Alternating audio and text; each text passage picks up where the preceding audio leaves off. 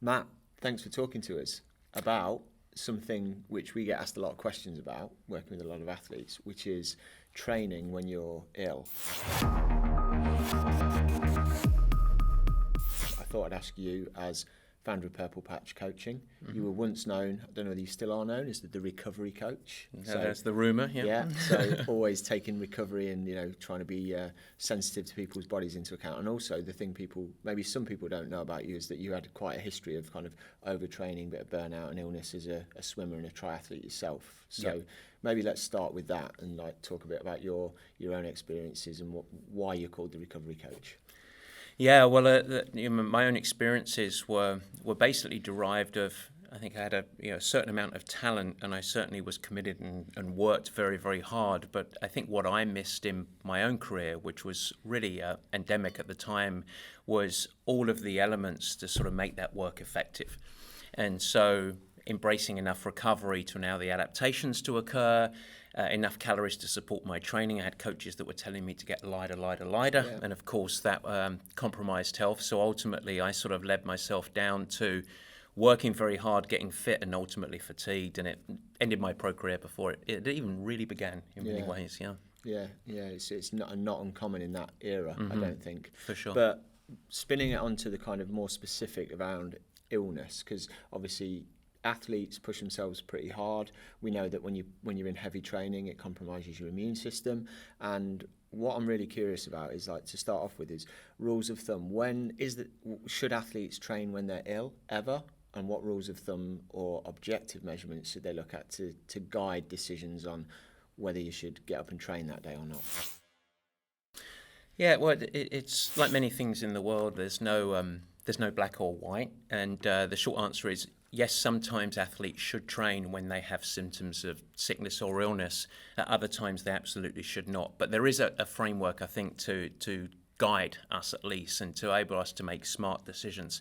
I think the first thing that's really important for any coach or any athlete is to take a step back and come out of the weeds in this situation. So what are we trying to do when we're training for these events?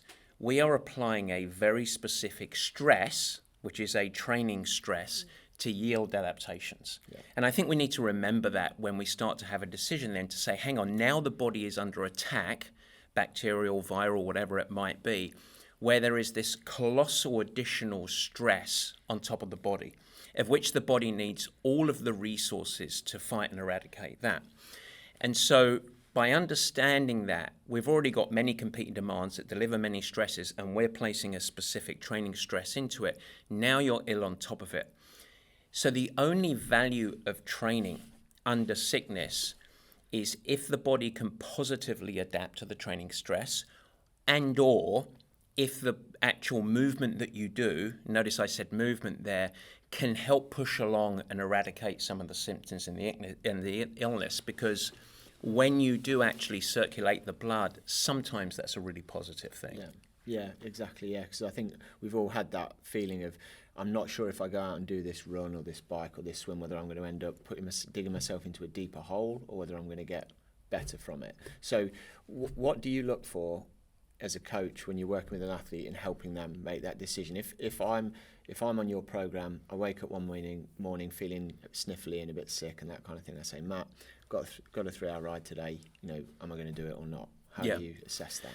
So I think first there are some objective measures, some quantifiable measures that sometimes make the decision for you. Yeah. So let's use one that's pretty recent, obviously something like a positive COVID test, or if you actually go to the doctor and you have strep throat or something like that, where it's like, yes, you have tonsillitis. So there are some factors like that. A fever or a temperature, as you would say in England. I'm English, but I still like to say that. Where the body is clearly unable to adapt. These are objective markers that really sort of eliminate, I would say, much or any movement at all.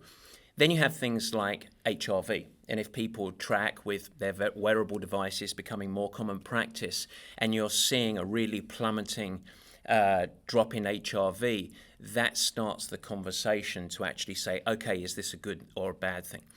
The second thing is around the training that's actually originally planned and prescribed.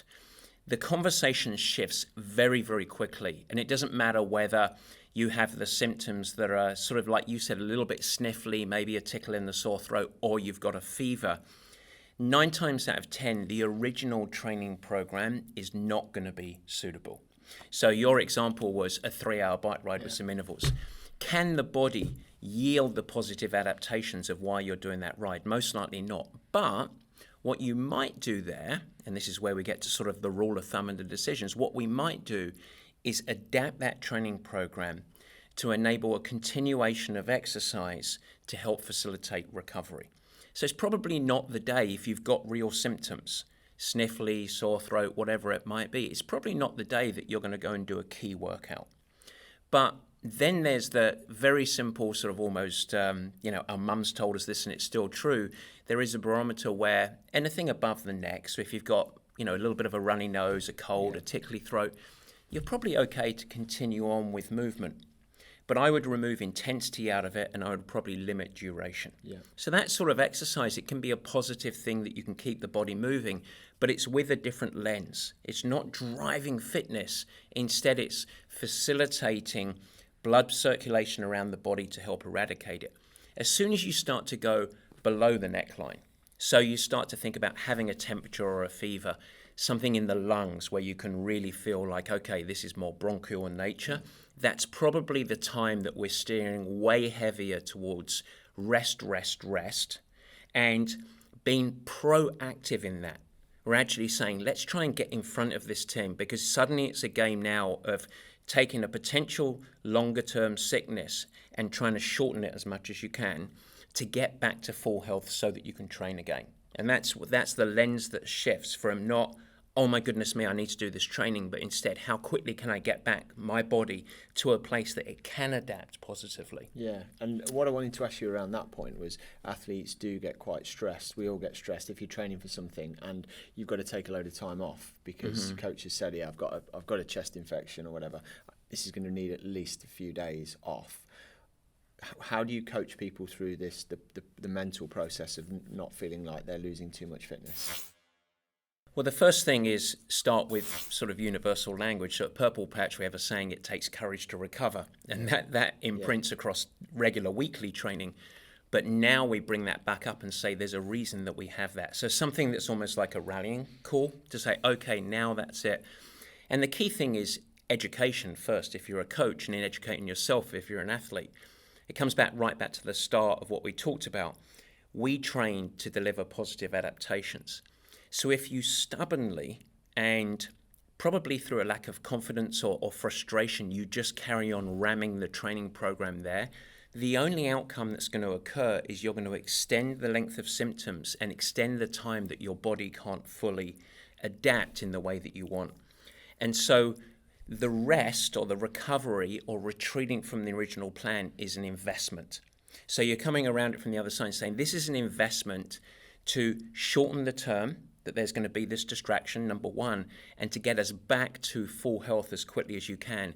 And if you do that bravely and you allow yourself, prioritizing sleep, prioritizing hydration to help the immune system function, eat as many good quality foods as you can, so all of the other stuff, if you do that, you're going to shorten the time that you're compromised, and in the big picture, in the long term, you're going to maximize the effectiveness. So ultimately, it really starts with education and a little bit of bravery. Yeah, definitely. I would echo that, saying that as a younger athlete, I didn't have the self-confidence in my training to take a day off. Yeah. I remember vividly one occasion when I was training at university, big goals, big aspirations, and I was definitely too sick to do my training, but I still went out on the bike on a Sunday morning to do my long ride because I was petrified of what would happen if I didn't. Yeah, it was a stupid thing. Well, I ended my pro career exactly the same way, and it's another one of our cute sayings, but life is not a spreadsheet. Yeah. So it all originates from, I think, the word that we're confidence, and I didn't have I wasn't empowered to understand the big picture. I just lived in the weeds. So success for me was checking the box of the program. So even when I was chronically tired, or the same as you, had a fever, I would still go out and train because that's what it took. Yeah. But all it did was yield negative results.